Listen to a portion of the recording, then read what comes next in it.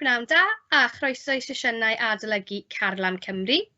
Bydd y sesiwn yma yn canolbwyntio ar Cemeg TGAU ac yn cael ei redeg gan Mrs Rhian Booth. Bydd y sesiwn yn para tua 45 munud, lle bydd yr athro yn mynd trwy'r cynnwys perthnasol. Os oes gennych unrhyw gwestiwn, defnyddiwch yr adran holi ac ateb a byddwn yn ymdrechu i ateb eich cwestiwn yn ystod y sesiwn.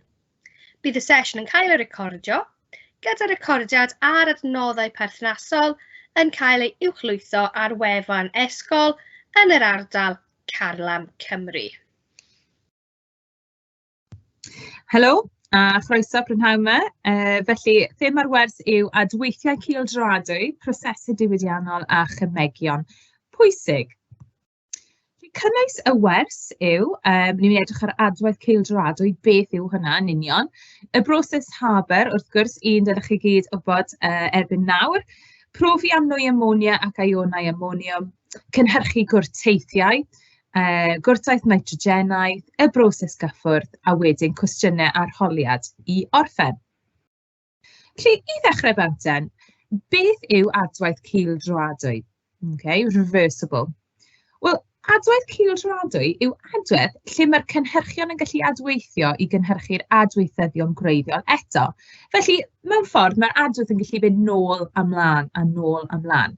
A mae hwnna'n dibynnu ar yr amodau. A beth sydd ni fan hyn yn y llun yw copr sylffad hydradol, a mae hwnna'n creu copr sylffad anhydrus plus dŵr. Felly, beth sydd wedi digwydd yw mae'r copr sylffad hydradol sy'n las yn cynnwys dŵr wedi hydradu. Wrth i ni sychu hwn, falle yn y ffwrn, mae hwnna wedyn yn cael gwared o'r dŵr a mae'n newid lliw cyfansoddyn i lliw gwyn yn lle, a mae'r dŵr yn wahân.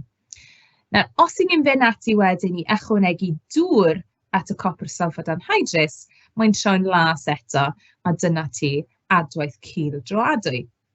Ond mae rhywbeth fel hyn yn gallu cael rhywfaint o reolaeth dros os ni'n gallu reoli'r dŵr.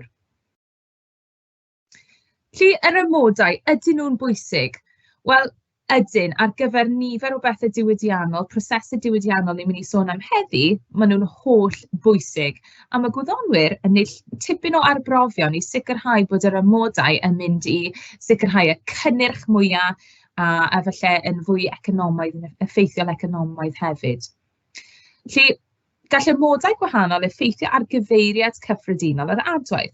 Yn gyffredinol, os ydyn ni'n adweithyddion A a B, ni'n neud oherwydd ni eisiau creu C a D, er enghraifft. Beth ni ddim eisiau mewn nifer o achosion yw bod e'n mynd nôl o C a D nôl i A a B. Achos mae'r canran cynnyrch ni wedyn yn mynd i lleihau tipyn fyna. Mewn system gaeedig, mae adweithiau cildroadwy yn y pendraw yn cyrraedd equilibrium. Beth yw ystyr equilibrium? Beth yw equilibrium?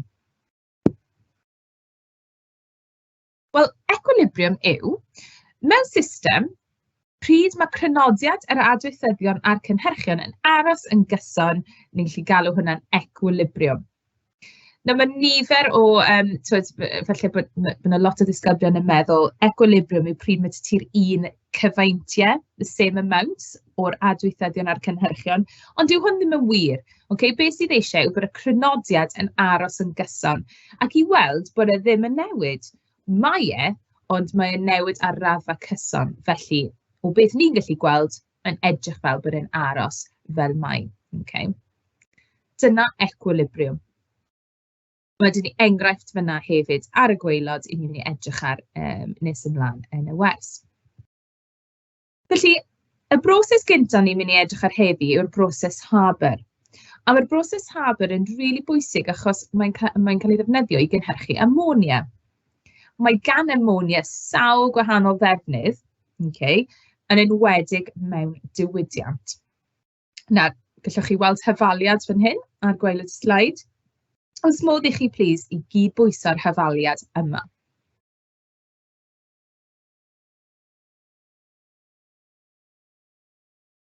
A dyna ni. Felly, gobeithio geithoch chi hwnna'n gywir.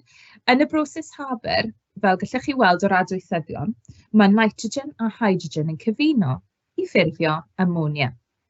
Nawr, mae hwn yn adwaith cildroadwy, sy'n gallu bod yn broblem. Achos beth sy'n digwydd, ni'n ffurfio ammonia, ond os nad yw'r amodau yn gywir, neu mor gywir y gallen nhw fod, mae'n mynd i fynd nôl i greu'r adweithyddion, felly ni'n creu nitrogen a hydrogen unwaith eto. Fel gallwch chi weld o'r diagram fan hyn, mae nitrogen a hydrogen yn mynd i fewn i'r system, yn nwyon. Maen nhw'n symud wedyn i fewn i'r siambr yma, ni'n galw A ar fan hyn, so siambr adweithiau yw A. B yw, mae dyn ni catalydd yn mynd reit trwy'r canol, catalydd haearn. Mae catalydd, cofiwch, yn cael ei ddefnyddio i gyflymu'r broses, cyflymu'r cyfradd adwaith. A hefyd, mae'n meddwl bod ni'n gallu lleihau costau wneud y broses, achos ni'n gallu gwneud pethau fel lleihau'r tymheredd neu lleihau'r gwasgedd, sy'n mynd i arbed arian. Wedyn, ni'n mynd mewn i'r ail rhan yma, lle mae ammonia yn ffurfio, a mae fyna ar y gwaelod. Nawr, beth sydd wedi digwydd wrth gwrs, mae wedi newid o'r ffurf nwyol i'r ffurf hylif, a hynny oherwydd mae wedi cael, mae wedi oeri fan hyn, a mae wedi cyddwyso. Felly mae'n casglu ar y gwaelod. Nawr, y rhannau C ac E chi'n gallu gweld ar y diagram, dyna yw'r hylif oeri yn symud trwy'r system i sicrhau bod unrhyw nwy yn cyddwyso i hylif fel bod e ddim yn dianc nôl allan trwy'r tanc. Nawr, beth sydd yn dianc yw'r hydrogen a'r nitrogen sydd ar ôl, sydd heb adweithio. Ac felly, mae'r nwyon yna yn cael ei ailgylchu nôl mewn i'r system, a ni'n dechrau unwaith eto. Felly, rhywbeth rili dda am y broses Haber yw ffaith bod ni'n ailgylchu'r hydrogen a'r nitrogen, a mae hwnna wrth gwrs yn mynd i lleihau costau, lleihau gwastraff, a mae'n cadw popeth o fewn y system. Felly, beth yw'r amodau? Mae'n rhaid i chi ddysgu rhain. Yr amodau yw tymheredd weddol uchel. Fi wedi rhoi uchel fyna, bys ni'n newid hwnna i gweddol uchel, 450 gradd Celsius. Gwasgedd yn uchel, 200 atmosfer, a wedyn fel nes i sôn, catalydd haearn. A mae'r amodau yma yn rili bwysig. A dyma'r pam. So, tymheredd gweddol uchel nes i ddweud, 450 gradd Celsius. Nawr, os i'n edrych ar yr hyfaliad fan hyn, fi wedi rhoi ar yr ochr dde exothermig. Nawr, y reswm pam yw, mae'n mynd o'r chwith i'r dde, felly o nitrogen a hydrogen i ammonia, mae'r cyfeiriad yna yn exothermig. Ond mae'r gwrthwyneb, ammonia yn troi mewn i hydrogen a nitrogen, yn endothermig. Cofiwch, exothermig yw'r ryddhau gwres, endothermig yw amsugno gwres. So mae'n pethau'n teimlo'n oerach, mae'r tymheredd yn gostwng. Nawr, y reswm pam ni wedi defnyddio tymheredd gweddol uchel yw mae'r blaenadwaith yn exothermig. Felly, os ydyn ni'n cynyddu'r tymheredd, os mae'n mynd yn rhy uchel, mae'n mynd i fynd yn y cyfeiriad endothermig, sef fynd nôl at greu nitrogen a hydrogen. A dydyn ni ddim eisiau hwn i ddigwydd. Ni ddim eisiau nitrogen a hydrogen, rydyn ni eisiau ffurfio ammonia. Felly, bod y tymheredd yn eitha uchel, 450, gallai fod yn uwch, ond dydyn ni ddim yn gwneud hynny oherwydd y resymau rwyf newydd sôn am. Gwasgedd uchel, 200 atmosfer. Wel, y reswm pam ni'n gallu ddefnyddio gwasgedd uchel yw os ni'n edrych ar nifer o foleciwlau, gallwch chi weld mae 1 moleciwl nitrogen, mae 3 moleciwl hydrogen. Felly cyfanswm o 4 moleciwl ar yr ochr chwith, yr adweithyddiau. Ar yr ochr dde, mae yna 2 moleciwl o ammonia. Felly, dyna'r ochr gyda'r lleiafrif o foleciwlau. A mae gwasgedd uchel yn ffafrio yr ochr gyda llai o foleciwlau. Felly, mae hwnna'n newyddion da i'r bobl sydd yn greu ammonia, achos mae'n newid i ffurfio ammonia. Mae'n ffafrio ffurfio ammonia. Felly mae gwasgedd uchel yn dda. A wedyn catalydd haearn wrth gwrs, fel ni wedi sôn, yn cyflymu cyfradd cyrraedd equilibrium. Nawr hyd yn oed gyda'r holl amodau yma wedi penderfynu mewn ffordd specific, gyda nifer o arbrofion, cynnyrchu dim ond 15%. Felly, dyna'r cynnyrch gorau o ammonia sy'n bosib o dan yr amodau yma, a dyma'r amodau gorau ar gyfer y broses. Nawr, y reswm pam falle ni ddim yn gallu cynyddu'r gwasgedd mwy yw costau, achos cofiwch hefyd, mae lot o hwn yn ymwneud â costau. Os mae'n rhy gostus, dyw e ddim werth wneud chwaith. Felly, mae rhaid cael cydbwysedd. Fi jyst eisiau mynd nôl at tymheredd os gallai am ychydig. Falle bod rai o chi'n meddwl, wel, pam ydy'r tymheredd mor uchel? Os mae'r blaen adwaith yn exothermig, os ni'n lleihau'r tymheredd, dyna'r ffordd ymlaen. Wel, os mae'r tymheredd yn rhy isel, mae'r adwaith mor araf, dyw hwnna ddim yn wych chwaith. Felly, dyna pam mae angen amodau perffaith ar gyfer y fath yma o broses. Reit, felly, mwy am ammonia. Ni'n gwybod sut i greu ammonia. Sut ni'n profi am ammonia? Wel, gallwn ni ddefnyddio papur litmus coch llaeth, a wrth i'r ammonia, wrth i'r nwy basio dros hwn, mae'n newid i lliw glas. So mae'n rili bwysig bod chi'n adnabod y prawf yma am ammonia. Wel, un o'r ffyrdd o adnabod nwy ammonia. So rhywbeth arall allwch chi wneud i brofi am ionau ammoniwm, wrth gwrs, yw, os oes halwyn ammoniwm fel ammoniwm sylffwrig dyn ni, beth ni'n gallu wneud yw adweithio hwn gyda sodium hydroxid, a gwresogi fe chydig bach, a bydd ammonia'n cael ei ryddhau. A beth ni'n gallu wneud wedyn yw fi brofi'r ammonia gyda'r papur litmus coch llaeth unwaith eto. A fel allwch chi weld, mae'n las fan hyn yn yr hyfaliad i ddangos dyna'r canlyniad positif am ammonia gyda'r papur litmus coch. Rhywbeth arall ni'n gallu wneud i adnabod nwy ammonia yw ddefnyddio hydrogen clorid. Os ydyn ni'n adweithio ammonia efo hydrogen clorid, mae'n creu ammonium clorid. A mae gan ammonium clorid mwg gwyn nodweddiadol, sydd yn dweud wrthyn ni mae wedi adweithio efo ammonia. Felly dyna'r ffordd arall.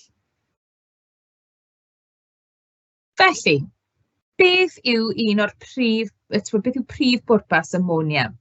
Wel, mae ammonia yn holl bwysig mwyn creu gwrteithiau, cynhyrchu gwrteithiau, sef fertilisers. Nawr, mae angen nitrogen ar blanhigion i dyfu. Mae hwn yn bwysig. Mae ammonia yn cynnwys nitrogen, NH3. Felly, caiff cyfansoddion ammoniwm fel ammoniwm sylffwrig, ammoniwm nitrad, ei ddefnyddio mewn gwrteithiau artificial. A mae rhain yn cael ei gwistrellu dros y tir, a wedyn mae nitrogen yn gallu cyrraedd y blanhigion. Achos, wrth gwrs, mae'n anodd iawn i blanhigion i gael nitrogen o'r aer. Rhywbeth arall sydd fel arfer yn bresennol mewn gwrteithiau yw ffosfforws a potasiwm hefyd, rhywbeth arall sydd angen ar blanhigion i fyw. Felly mae gwrteithiau'n dda ar gyfer tyfiant planhigion, ond oes yna broblem?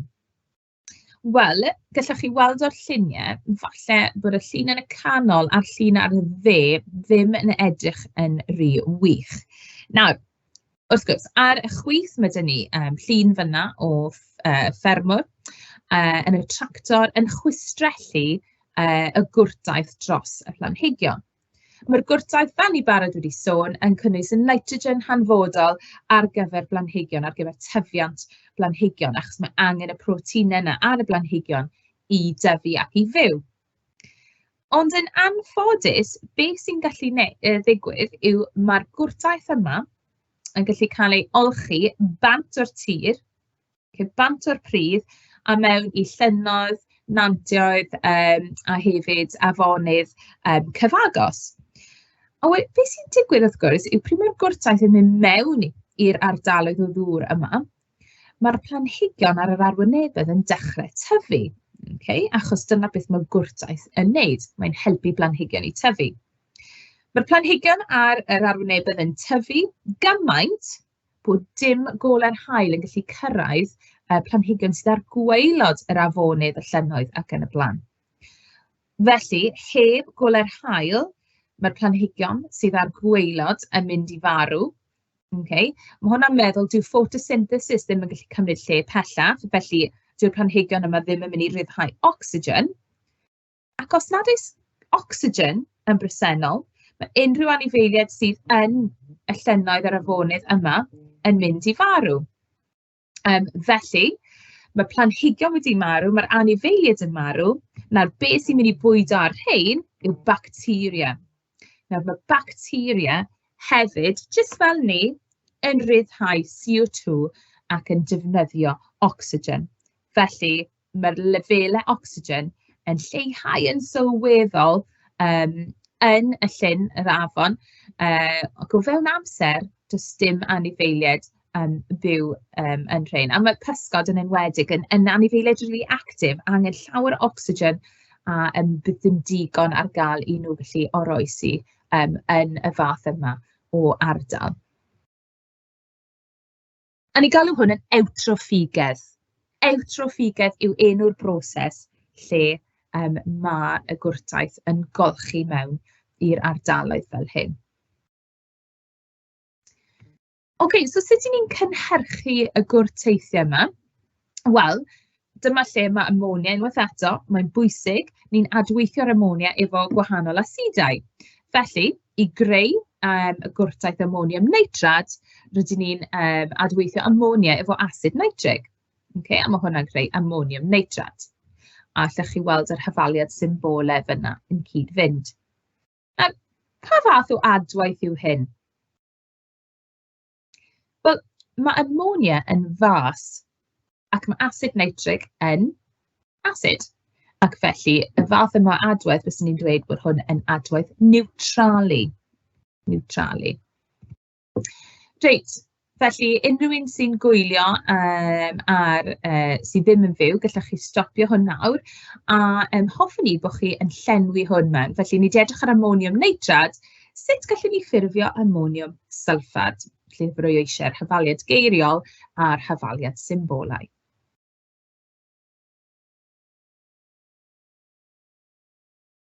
A dyma ni, dyma'r atebion. Union yr un ffordd, ni'n jyst yn mynd i roi asid gwahanol mewn y tro yma. Ammonia plus asid sylffwrig yn creu ammonium sylffad. A dyna ni'r hafaliad symbolau. Unwaith eto, adwaith neutrali. Asid a bas. A ni'n creu rhywbeth neutral. Felly, yr asid ni newydd sôn am yn y sleid cyn oedd asid sylffwrig. A mae hwn yn symud fi ymlaen nawr i'r broses nesaf. Mae gan asid sylffwrig nifer o ddefnyddiau. Peintiau, llifynnau, plastigion, bateriau cerbydau, falle un mwy cyffredin fyna i chi, dadhydradydd, dehydrator, a wedyn wrth gwrs, gwrteithiau, fel ni newydd sôn. Nawr, un rwy'n hoffi wneud, a fi'n cofio gweld hyn am y tro gyntaf, pryd o'n ni yn ysgol, oedd yr arbrawf yma rhwng asid sylffwrig a sucrose, sy'n siwgr. Nawr, ti'n cofio nôl at y sleid cyn, o'n i'n dweud bod asid sylffwrig yn dadhydradydd, mae'n hoffi dŵr, tynnu dŵr i ffwrdd. Nawr, os edrychwch chi ar fformula sucrose, beth sydd yn yw carbon, hydrogen ac ocsigen. Nawr, beth yw dŵr? Hydrogen ac ocsigen. Felly, os mae'r asid sylffwrig yn tynnu'r hydrogen a'r ocsigen i ffwrdd, yr unig peth sydd ar ôl yw carbon. A mae carbon yn edrych rhywbeth fel sydd yn y llun fan hyn. Solid D. Pryd ni'n adweithio'r sucrose efo'r asid sylffwrig, mae'r asid yn tynnu'r dŵr allan i ffurfio colofn o garbon, sydd yn tyfu allan o'r beaker fel rhyw neidr. So mae'n un rili dda i wylio yn yr ysgol. Ond wrth gwrs, mewn cwpwrdd gwyntyllu, gan fod yn exothermig, mae'n rhyddhau lot fawr o stem anwedd dŵr sydd wedi trapio. Nawr, pryd mae'r anwedd dŵr yma yn dianc, mae'n symud y colofn carbon yma gyda'r stem cyn iddo ddianc i creu'r siap yma tebyg i neidr. Ond mae'n edrych yn wych. Ond dyma un o'r bethau mae asid sylffwrig yn gallu wneud. Mae'n gallu dadhydradu.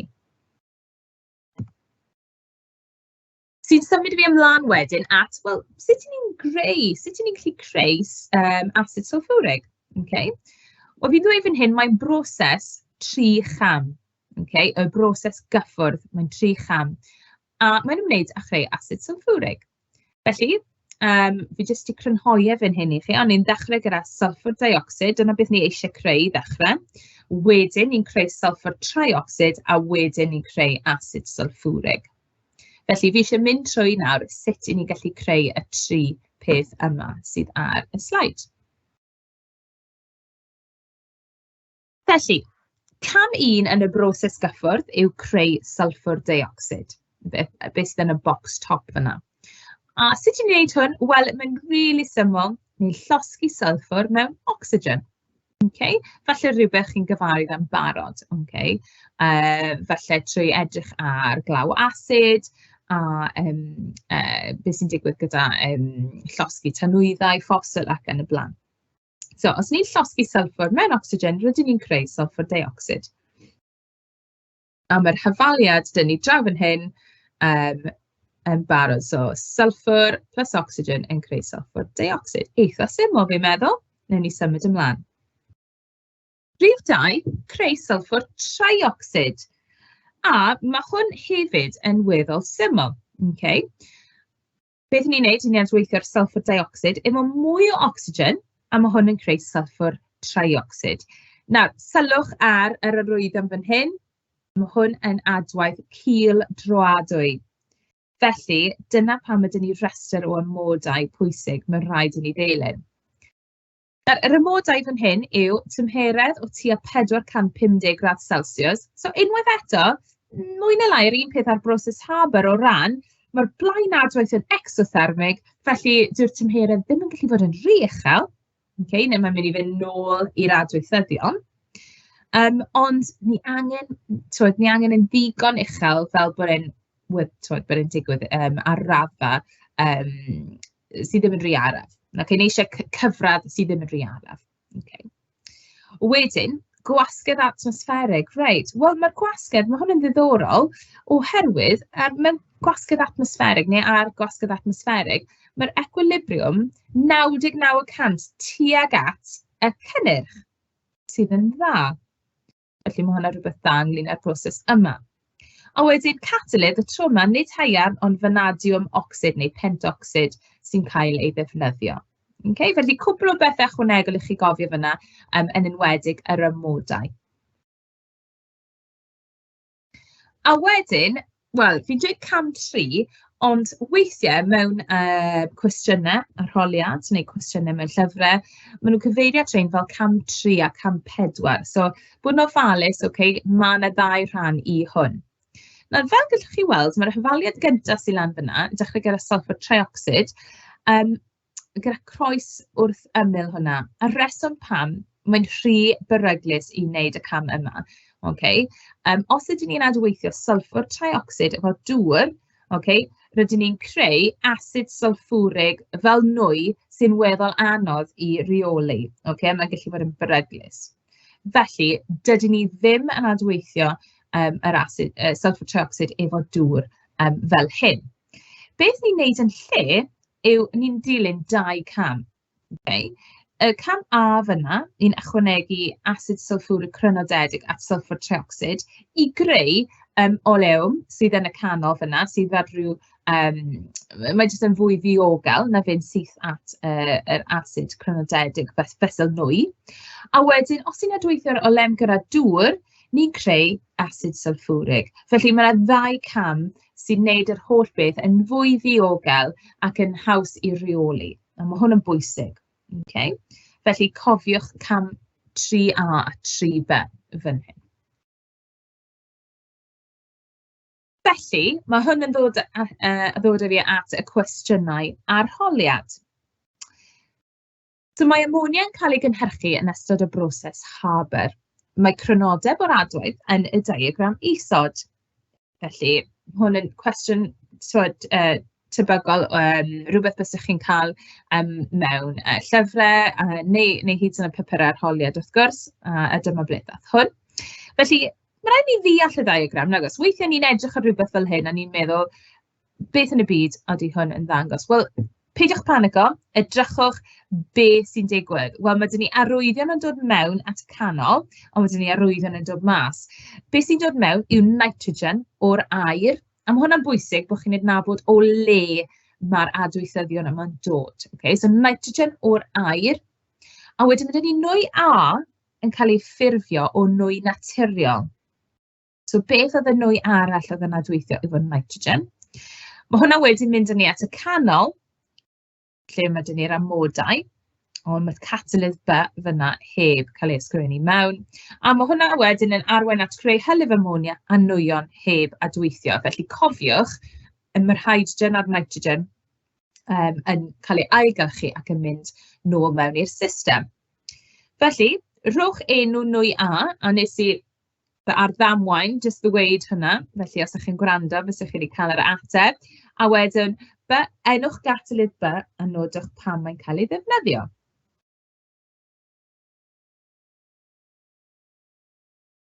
A dyma ni. Nawr, mae'r atebion fan hyn yn y Saesneg ar y sleid, ond amlwg na i ateb yn y Gymraeg. Mae rhain wedi dod syth o'r cynllun macio. Felly, rhowch enw nwy A wrth gwrs hydrogen. Okay, felly mae nitrogen a hydrogen yn adweithio i ffurfio ammonia. A wedyn enwch catalydd B a nodwch pan mae'n cael ei ddefnyddio. Wel, catalydd B wrth gwrs ar gyfer y broses Haber yw haearn, a mae'n cael ei ddefnyddio fel unrhyw catalydd i cynyddu cyfradd adwaith, i helpu i cyflymu'r adwaith ac i gyrraedd equilibrium yn gyflymach. Y cwestiwn nesaf. Dim ond 28% yw cynnyrch yr ammonia, ac felly mae 72% o'r nwyon yn dal heb adweithio. Disgrifiwch beth sy'n digwydd i'r nwyon hyn sydd heb adweithio a nodwch pan mae hyn yn bwysig. Okay, felly eto ni cyfeirio at y broses Haber. Okay. Dim ond 28% yw cynnyrch yr ammonia, felly mae 72% o'r nwyon heb adweithio. Beth sy'n ei digwydd i'r nwyon yma?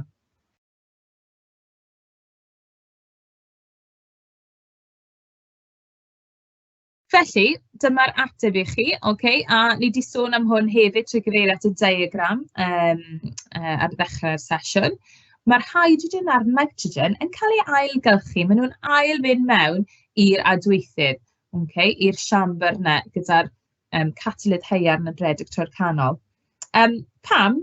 Wel, pam mae hwn yn bwysig? Mae'n lleihau cost y broses. Okay? Mae llai o wastraff. Okay, a mae barod nitrogen a hydrogen yn bresennol, felly mae'r adwaith yn gallu barhau yn weddol rhwydd. Okay. Cwestiwn arall ar y broses Haber. Mae'r graff canlynol yn dangos effaith tymheredd a gwasgedd ar gynnyrch yr ammonia yn ystod y broses Haber. Disgrifiwch sut mae cynnyrch yr ammonia yn amrywio gyda tymheredd a gwasgedd. Nawr, sylwch ar yr echlinau fan hyn. Beth sydd yn yw canran cynnyrch yr ammonia ar y chelyn Y, gwasgedd yn mynd ar draws y gwaelod ar y chelyn X, a wedyn mae bob llinell ar y graff efo tymheredd wrth ymyl fan hyn. So ni'n gweld beth o tymheredd y system hefyd. So, beth mae sgrifwch sut mae cynnyrch yr ammonia yn amrywio gyda tymheredd a gwasgedd. Nawr, os ni'n edrych ar y gwasgedd i ddechrau falle, okay, wrth i'r gwasgedd cynyddu, ni'n gallu gweld mae canran cynnyrch yr ammonia hefyd yn cynyddu. Sy'n gwych. Ond, wrth gyferbyniad i hynny, os ni'n edrych ar y tymheredd, mae llinell fan hyn ar y top yn 350 grad Celsius, ond wrth i ni gynheddu'r tymheredd, os ni'n mynd lawr i 550, chi'n gallu gweld fyna mae'r canran cynnyrch yr ammonia wedi lleihau yn sylweddol. So mae wedi mynd o tua 70 lawr i tua 25 wrth cynyddu tymheredd. Felly mae'r cynnyrch llawer yn llai wrth i'r tymheredd cynyddu. Ond dyna pam ni'n defnyddio tua 450 i osgoi i'r cynnyrch i fynd yn rhy isel, ond hefyd i sicrhau bod yr adwaith yn mynd ddigon gyflym. Cwestiwn nesaf. ysgrifennwch arholiad symbol cytbwys ar gyfer cynhyrchu ammonia. Sylwch hefyd, yma dyn ni yr arwyddion yma i ddangos bod yn adwaith cildroadwy. A geithoch chi cip olwg fyna. Dyma ni, fi'n siŵr bod chi'n cofio hyn beth bynnag, mae'r hyfaliad fyna wedi cydbwyso. Sylwch hefyd ar cynllun marcio i'r chwith. Okay? Chi'n cael un marc fyna am nodi byddwch chi'n nitrogen a hydrogen fel adweithyddion. Un marc am rhoi ammonia fel y cynnyrch, a wedyn mae'r marc ola, trydydd marc, ar gyfer cydbwyso. Okay? Felly 3 marc fyna ar gyfer hwn. Eitha lot o farciau a fi'n siŵr gallech chi wneud hwn dim problem. Cwestiwn nesaf. Mae ammonia'n cael ei wneud yn ddiwydiannol o nitrogen a hydrogen drwy broses Haber. Fi'n addo ni'n mynd i symud i ffwrdd o'r broses Haber mewn ychydig. Mae'r tabl isod yn dangos cynnyrch yr ammonia o dan amodau gwasgedd a tymheredd gwahanol. Gan ddefnyddio'r data yn y tabl yn unig, awgrymwch yr amodau ddylai cael ei dewis ar gyfer y broses. Felly, ni'n edrych ar y tabl yn unig, a mae'r geiriau yn unig fyna, mewn bold, maen nhw eisiau chi sylwi ar hynny. Dydw i ddim eisiau chi roi yr amodau i chi barod yn adnabod ar gyfer y broses Haber. Mae rhaid i chi ddefnyddio'r tabl. Felly, beth yw'r gwasgedd a'r tymheredd dylai cael ei ddewis ar gyfer y broses? Felly, os ni'n edrych draw fan hyn, ni'n edrych am y cynnyrch ammonia mwyaf. A'r cynnyrch mwyaf yw 99.9 fan hyn, reit yn y gornel gwaelod ar y chwith. Ac os ni'n edrych wedyn ar y gwasgedd a'r tymheredd fan hyn, sy'n cyfateb i hwn, mae'r gwasgedd yn 1,000 a mae'r tymheredd yn 100. Felly dyna yw'r amodau yn ôl y tabl ddylai cael ei ddefnyddio ar gyfer y broses. Ond, am y resymau ni wedi trafod, nid dyna'r amodau sy'n cael ei ddefnyddio. Cofio, mae hwnna'n ddod lawr i costau, a mae'n dod lawr i pa mor gyflym mae'r adwaith, os ydyn ni'n neud enghraifft ar 100 gradd Celsius, tymheredd o 100 gradd Celsius. It's just yn rhy oer, yn rhy araf. So cwbl o gwestiynau fan hyn. Rhowch yr anfantais o ddefnyddio tymheredd isel yn y broses, a nodwch sut mae goresgyn y broblem hon. Ar ail gwestiwn, mewn gwirionedd, y gwasgedd sy'n cael ei ddefnyddio yn y broses yw 200 atmosfer. So ni'n sôn nawr cyfeirio nôl at y tabl. Mewn gwirionedd, ni'n defnyddio 200 atmosfer. Heblaw am faterion diogelwch, awgrymwch anfantais o ddefnyddio gwasgedd uwch.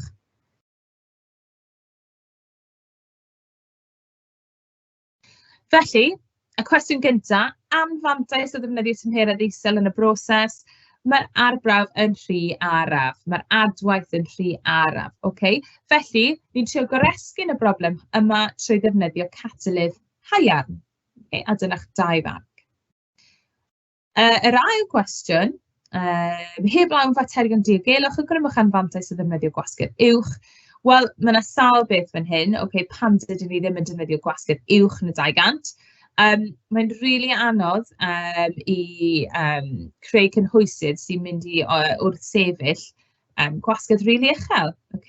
Felly, mae hwnna'n un peth. Mae cost y cynhwysydd hefyd, hyd yn oed os ti yn datblygu cynhwysydd, mae'n mynd i fod yn rili uchel, fel cost, fwy drud i adeiladu cynhwysydd sy'n mynd i ddal a gwrth sefyll y fath yma o wasgedd. A dyna ni, ac anodd i, achos mae hwn yn rhywbeth bydd rhaid cael ei greu yn specific ar gyfer broses yma. So eto, yn anffodus, mae nifer o bethau yma'n ddod lawr i arian. Mae pethau jyst yn rhy gostus, neu ddim yn ddigon ddiogel. Felly mae rhaid cael yr offer cywir. Cwestiwn nesaf. Mae ammonia'n cael ei ddefnyddio i ffurfio asid nitrig mewn adwaith 3 So ni'n gwybod mae'n cael ei ddefnyddio i greu asid yn y broses o greu gwrtaith, dyna ti. A ni wedi edrych ar reina, ond hwn nawr, ni wedi edrych ar asid sylffwrig os ydyn ni'n creu hwn. Wel, asid nitrig ni'n edrych ar tro yma. Unwaith mae'r adwaith yn camu'n wedi dechrau, mae digon o wres i gynnal yr adwaith. rhowch y term sy'n cael ei ddefnyddio i ddisgrifio adwaith sy'n cynhyrchu gwres. Beth yw'r term sy'n disgrifio adwaith sy'n cynhyrchu gwres? A'r ateb yw, wrth gwrs, exothermig. Felly, tipyn o gwestiwn, llawer o wybodaeth am un ateb bach eitha syml. Nawr, wrth gwrs, mae hwn yn rhan o gwestiwn mwy, ond weithiau, peidiwch gorgymlethu fe, atebwch y cwestiwn fel mae e. Reit, ni wedi symud ymlaen, fi'n falch i ddweud, oddi wrth y broses haber, a ni'n mynd i edrych ar y broses cyffwrdd nawr. Mae asid sylffwrig yn cael ei gynhyrchu mewn diwydiant trwy'r broses gyffwrdd. Mae 4 cam yn y broses gyffwrdd, mae'r 2 gyntaf yn cael ei dangos isod. Cam 1, cam 2 fyna, a wedyn cwestiwn yw enwch y defnydd craidd sy'n darparu ocsigen yn cam 1. Beth yw'r defnydd craidd sy'n darparu ocsigen? Nawr, cyn i fi symud ymlaen, sylwch hefyd, yn y cwestiwn yma, mae'n dweud bod yna 4 cam yn y broses gyffwrdd. Felly cofiwch yn i'n dweud gallai fod yn 1, 2, 3A, 3B, neu weithiau, dibynnu ar y cwestiwn, gallai fod jyst dweud 4 cam. So, ond bod chi'n ymwybodol o'r rheina, peidiwch â phoeni os chi'n gweld rhywbeth gwahanol. Yr ateb wrth gwrs yw yr aer. Dyna lle rydyn ni'n cael yr ocsigen ar gyfer yr adwaith yma. Cwestiwn nesaf. Disgrifiwch y 2 gam ola yn y broses gyffwrdd, cam 3 a 4, a wedyn enwch y catalyst sy'n cael ei ddefnyddio yng ngham 2. Felly, cam 3, os chi'n cofio nôl, neu 3A, o dynnu ar y sleidiau yn gynharaf, ni'n hydoddi'r sylffwr triocsid mewn asid sylffwrig crynodedig, ac wedyn cam 4 yw pryd rydyn ni'n ychwanegu dŵr i greu asid sylffwrig. Cofiwch, dydyn ni ddim yn mynd syth ati i ychwanegu dŵr i'r sylffwr triocsid, fel nes i sôn yn gynharach, oherwydd mae'n rhy beryglus, mae'r nwy asid sylffwrig sy'n cael ei gynhyrchu yn anodd i reoli. A wedyn y catalyst sy'n cael ei ddefnyddio yw vanadiwm ocsid neu vanadiwm pentocsid. A dyma ni y cwestiwn olaf heddi. Cwestiwn fan hyn ar fy hoff arbrawf, efallai, yn yr uned yma wrth gwrs. Pan fydd asid sylffwrig crynodedig yn cael ei ychwanegu at siwgr, mae solid D yn cael ei ffurfio. Yn hermau elfennau sy'n bresennol mewn siwgr, disgrifiwch beth sy'n digwydd yn ystod yr adwaith hwn. Beth sy'n digwydd? A'r ateb wrth gwrs, a beth maen nhw'n edrych am fan hyn, yw'r dadhydradu. Y ffaith bod asid sylffwrig yn dadhydradydd, mae'n dadhydradu'r siwgr neu'r sucrose sy'n tynnu allan, neu beth maen nhw'n meddwl yw mae'n tynnu allan yr elfennau dŵr fel hydrogen ac ocsigen, a'r unig peth sydd ar ôl wrth gwrs yw carbon. A mae'r carbon yn ffurfio fel golofn mawr oherwydd mae'r anwedd dŵr yn gwthio trwy ac mae hwnna'n tynnu'r carbon allan o'r beaker. Felly, diolch yn fawr iawn am wrando heddi. Tipyn o wybodaeth, mae'n uned byr i gymharu â'r rhai, ond mae'n gallu bod yn eitha gymleth. Felly, sicrhewch bod chi'n edrych ar yr holl hafaliadau, bod chi'n deall y camau, bod chi'n deall pwysigrwydd ammonia, y broses haber, y broses cyffwrdd, a dylsech chi fod yn ffain. Diolch yn fawr iawn, hwyl fawr!